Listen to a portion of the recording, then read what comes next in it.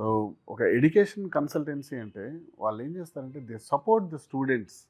Okay. స్టూడెంట్‌కి ఒక basic idea first of all ఉండాలనమాట. అంటే స్టూడెంట్ అలాంగ్ విత్ తను ఏదైనా రీసెర్చ్ చేసుకొని అంటే చాలామంది చాలా కొంతమందిని చూస్తుంటాం. They have very, very good idea.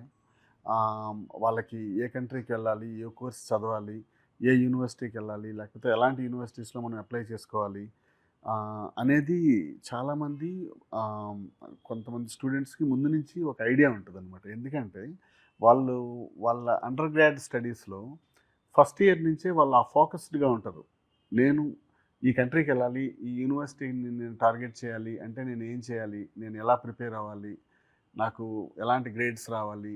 నా ఇంగ్లీష్ స్కోర్స్ ఎలా ఉండాలి? నా జీఆర్ఈ స్కోర్స్ ఎలా ఉండాలి? సో, ఇవన్నీ కూడా చాలామంది కొంతమంది స్టూడెంట్స్ ఫోకస్డ్‌గా ఉంటారు.